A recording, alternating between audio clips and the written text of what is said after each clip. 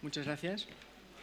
Bueno, lo primero que quiero hacer es saludar afectuosamente a don Ignacio Quintana, CEO de Forbes. Muchísimas gracias por invitar a la Comunidad de Madrid y, por supuesto, a todas las empresas e instituciones aquí presentes. Muy buenas tardes a todos. Es un placer, como decía, ¿no?, acompañarles en esta clausura del foro organizado por Forbes, en el que hemos contado y lo hemos visto, me ha parecido de verdad muy enriquecedor, tenía que haber llegado mucho antes. Este foro en el que hemos contado con los mejores expertos para analizar las claves de la sostenibilidad desde un prisma que a menudo pues, suele quedarse un poco en segunda división, ¿no?, que es el de precisamente la sostenibilidad desde un plano más económico, como una palanca de creación de valor y de competitividad. Se decía antes, ¿no?, el concepto de valor ya per se incorpora no solamente la maximización de los ingresos, que es lo que siempre, ¿no?, estudiábamos en economía, sino que es mucho más integrador y precisamente busca ese respeto al medio ambiente, esa sociedad mucho más inclusiva, mucho más enriquecedora para todos nosotros, y por tanto yo creo que abordarlo sin ningún tipo de complejo desde el ámbito de la economía y de la eficiencia económica para las empresas es acertado, es valiente y por eso queríamos estar aquí, lo celebramos, ¿no? En efecto, cuando se habla a menudo de sostenibilidad existe esa sensación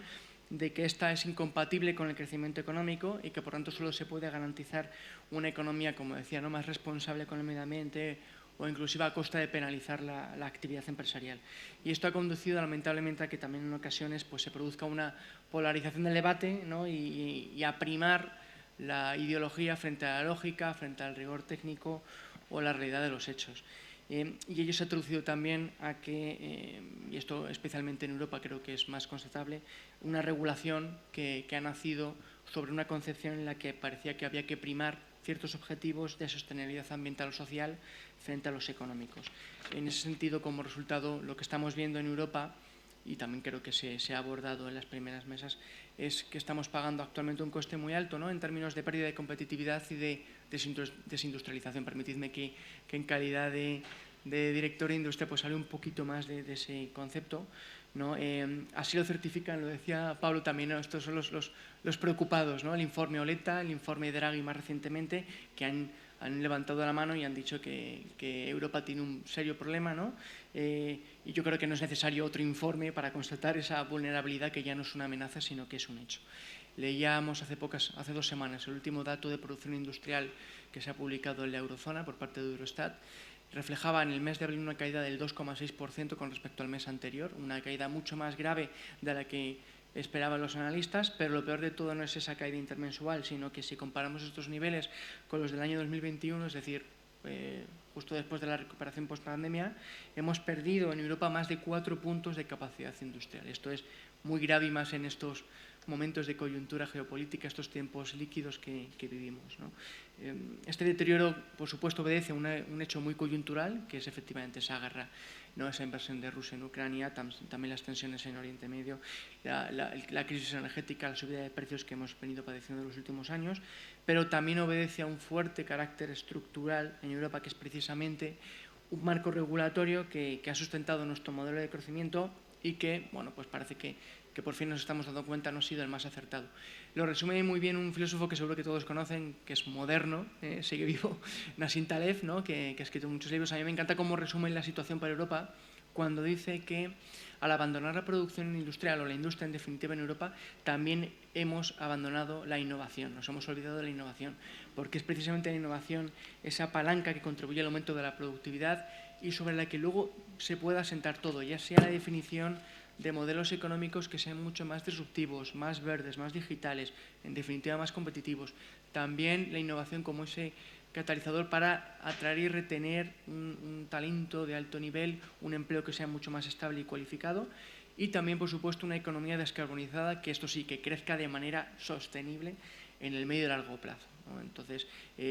hablar de innovación es hablar también de sostenibilidad, también lo han dicho aquí de boca muchas de las empresas que han estado aquí, creo que muy bien representadas, y por tanto creo que el reto desde el punto de vista de la administración pública, y por eso creo que también es esencial que estemos aquí las administraciones, es el poder promover una regulación que respeta aquel principio que se denomina de innovar sin permiso, ¿no? Yo no tengo que pedir permiso cuando hablamos de innovar, de generar riqueza, pero también de nuevo, de crear valor. En este empeño desde la Administración Pública tenemos la responsabilidad, y desde la Comunidad de Madrid lo tenemos muy claro, ¿no?, de fomentar ese marco institucional que no solamente es regulatorio, sino también, aguas abajo, es administrativo, ¿no?, que entiende y respete la actividad empresarial y que no comprometa el crecimiento.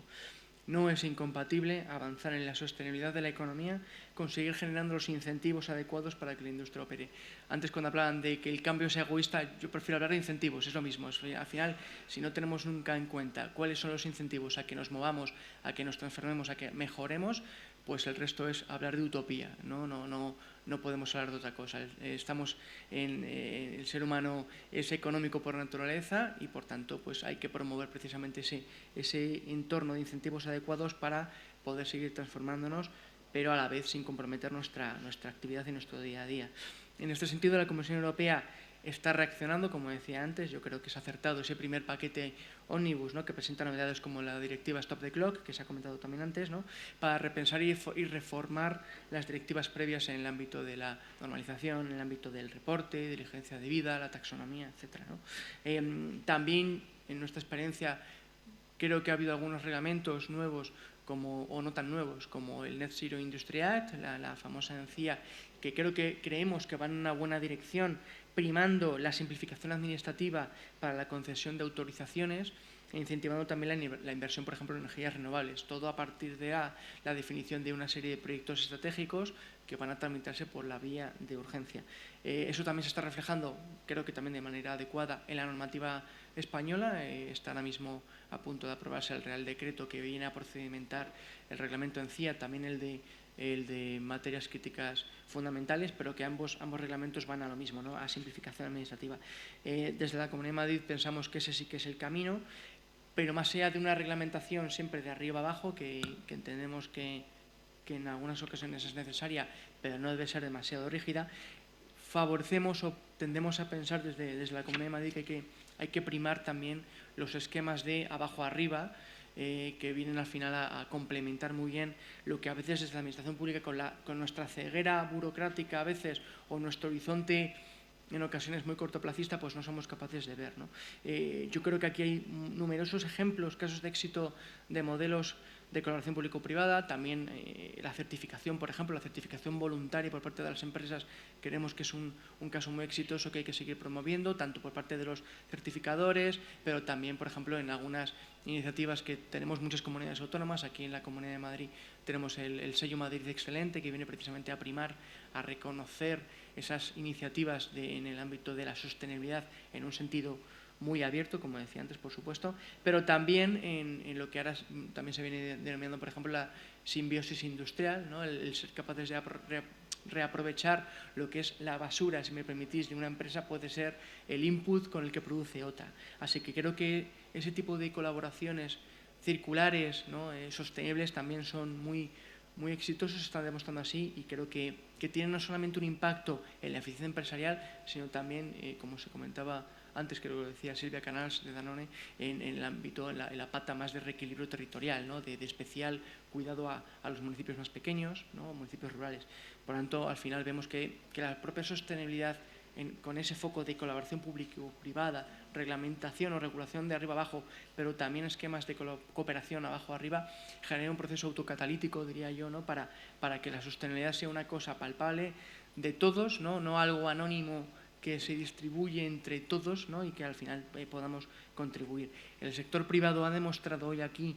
y lo viene demostrando desde hace muchísimos años, que no necesita una regulación que le obligue a ser más sostenible. Hoy se ha visto que efectivamente esa sostenibilidad es esa palanca de creación de valor, y las empresas llevan muchísimo tiempo demostrándolo. Aquí ha habido representación del sector energético, representación del consumo. Yo vengo del sector telecomunicaciones y ya desde hace muchísimo tiempo también lo veníamos, ¿no?, observando, y por lo tanto para mí siempre es una causa de ser optimista cuando ves que las empresas son las que llevan ya incorporado en su ADN la sostenibilidad, porque para ellas es un sinónimo de eficiencia empresarial también, de bienestar de la plantilla de los empleados, de respeto al medio ambiente y, en definitiva, pues ese concepto, como digo, que tiene que ser profundamente integrador. Y creo que con este prisma España tiene un potencial muy importante, tiene que aprovechar sus activos y capacidades que ya tiene para liderar un crecimiento y reindustrialización verde y sostenible, ¿no? Desde luego la Comunidad de Madrid lo quiere hacer, estamos trabajando para ello, porque somos una economía abierta que entiende y quiere recoger esos activos como el talento. Tenemos un talento de primer nivel, competimos con otros Estados miembros en Europa, pero también en Estados Unidos.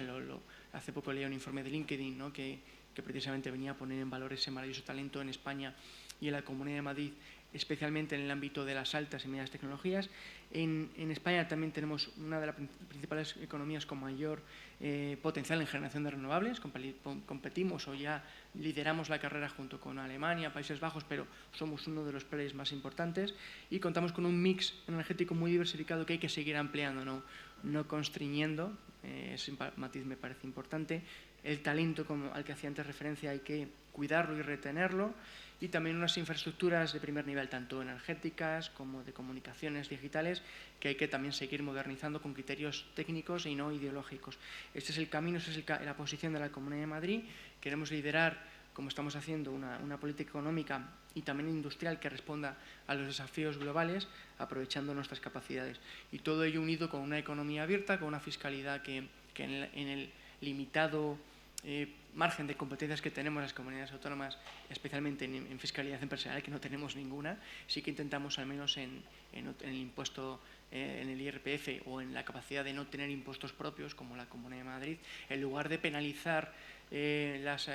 los comportamientos de las empresas con un impuesto al plástico o una tasa, preferimos en todo caso, como decía antes, cooperación, colaboración con ellas. No son los malos de la película, ni mucho menos, y por tanto creo que ese modelo es mucho más enriquecedor y a largo plazo funciona más. En el ámbito también quería destacar de la simplificación administrativa, que creo que aquí las comunidades autónomas tenemos mucho que hacer y mucha responsabilidad. Nosotros desde la Comunidad de Madrid, sabiendo todo el margen de mejora que tenemos, ya estamos desarrollando muchas iniciativas. Quería destacar una línea abierta contra la hiperregulación, que en los últimos años ha venido a revisar y en su caso a veces o reducir o directamente eliminar más de 340 normas autonómicas. Por tanto, bueno, es un KPI para nosotros también muy interesante. Y también estamos desarrollando otros instrumentos para atraer esa inversión en proyectos, por ejemplo, como a los que hacía antes referencia, ¿no?, en industrias descarbonizadas, como puede ser la aceleradora de inversiones, que viene a recoger la esencia del ENCIA, de tramitar por la vía de urgencia estos proyectos. Creemos que hay margen de mejora también en el ámbito estatal. Es tal vez necesaria una revisión de la ley de evaluación ambiental, porque a día de hoy los reglamentos europeos no recogen ese trámite como acelerable. Por tanto, bueno, sabemos que ese es uno de los grandes problemas y por tanto, bueno, creo que en este momento de análisis crítico en el que está la Comisión Europea inmerso, que creo que es muy bueno, deberíamos también contemplar qué tipo de trámites son los más, donde se producen los grandes cuellos de botella en la atracción y generación de inversiones, y por tanto atacarlos. Y bueno, en definitiva, simplemente constatar que de nuevo, desde el Gobierno regional, que vamos a trabajar en ese entorno que reconozca y facilite la transformación que vive nuestro tejido empresarial y la economía hacia la sostenibilidad. Es un proceso muy intenso en el que ya lleva inmerso varias décadas, con foco de nuevo en las tres vertientes, ¿no?, más conocidas, sin ignorar ninguna, tanto la medioambiental como la social, pero por supuesto la económica. Y en definitiva, pues simplemente me despido diciendo que desde el Gobierno regional vamos a seguir facilitando ese camino y nos ponemos a disposición de todos ustedes, de las empresas. Creo que el foro de hoy es una oportunidad para ello, ¿no?, para poder contrastar posiciones, mensajes. Creo que estamos todos de acuerdo en el objetivo, que lo compartimos hoy, lo hacemos nuestro, y de nuevo, al final creo que es labor de todos el generar los incentivos para que este proyecto sea un éxito, y por tanto también deseo y darle enhorabuena a Forbes por fomentar estos encuentros, que son sin duda muy necesarios para generar nuevas colaboraciones, y espero que haya muchísimas más. Muchísimas gracias.